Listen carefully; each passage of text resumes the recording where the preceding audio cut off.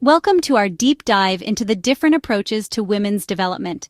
As we embark on this journey together, it's essential to recognize that the fight for gender equality is not about placing women above men, but about achieving true equity and justice for all. Today, we'll explore three key frameworks that have shaped the conversation around women and development over the past few decades: WID, women and development, and gender and development. Each of these approaches reflects a different understanding of the challenges women face and offers distinct strategies for creating a more just and equitable world.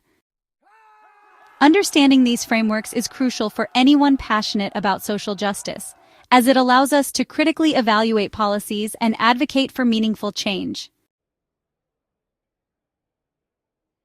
WID approach emerged in the early 1970s, a time when the world was grappling with widespread poverty and seeking effective development solutions.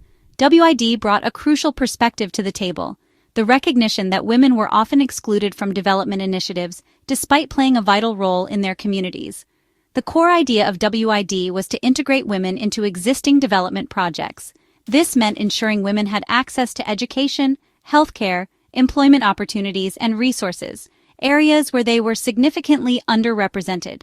By including women, WID aimed to enhance the effectiveness of development efforts and improve the overall well-being of communities. However, WID faced criticism for not adequately addressing the root causes of gender inequality. Critics argued that simply adding women to pre-existing structures, without challenging the systems themselves, wouldn't lead to substantial change. They pointed out that these very structures were often inherently biased against women, perpetuating the cycle of disadvantage. Think of it like this: imagine a table with uneven legs. WID's approach is akin to trying to make the table level by simply adding more weight on top. While it might seem balanced superficially, the underlying structural problem remains unaddressed. Despite its limitations, WID played a crucial role in bringing the issue of gender to the forefront of development discourse. It paved the way for subsequent approaches that delved deeper into the systemic nature of gender inequality. As the limitations of WID became increasingly apparent, a new framework emerged in the late 1970s: Women and Development, or WAD. This approach challenged the assumption that women were merely passive recipients of development aid and highlighted their active, albeit often invisible, contributions. WAD argued that women had always been integral to development processes, even if their labor and contributions went unrecognized and undervalued. They were the farmers, the caregivers, the community organizers, the backbone of their societies. However, patriarchal structures and capitalist systems often exploited their labor while denying them equal rights and opportunities. This realization led WAD proponents to advocate for women-specific projects and initiatives, focusing on empowering women economically and socially. They emphasized the need to recognize and support women's existing skills and knowledge, rather than imposing external solutions. However, while WAD acknowledged the systemic nature of women's oppression to some extent, it still fell short of fully addressing the root causes. It primarily focused on the economic aspects of gender inequality, without delving deep enough into the social, cultural, and political dimensions of patriarchy. Imagine a house with cracks in its foundation. WAD, in this analogy, focuses on repairing the visible cracks without addressing the underlying structural weakness. While these repairs are essential, they won't prevent further damage in the long run. Despite its limitations, WAD marked a significant shift in the development paradigm by recognizing women as agents of change, not just beneficiaries of aid. It paved the way for a more holistic approach that would tackle the complexities of gender inequality head-on. By the 1980s, a new and more nuanced framework emerged, challenging the very foundations of traditional development approaches. Gender and Development GAD recognized that achieving true gender equality required more than just integrating women into existing systems or even creating separate women-focused projects. It demanded a fundamental transformation of the systems themselves.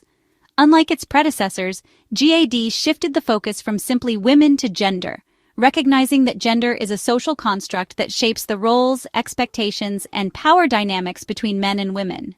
This groundbreaking perspective acknowledged that gender inequality harms everyone, not just women, and called for a more inclusive approach to development. GAD emphasizes the need to address the root causes of gender inequality, including deeply ingrained patriarchal norms, discriminatory laws, and unequal power structures.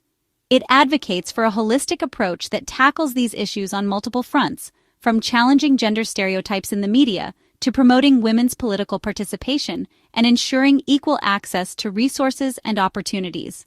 This transformative approach recognizes that achieving gender equality is not just about improving the lives of women.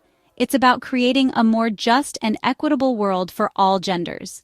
It's about dismantling the very systems that perpetuate discrimination and building a future where everyone has the opportunity to reach their full potential.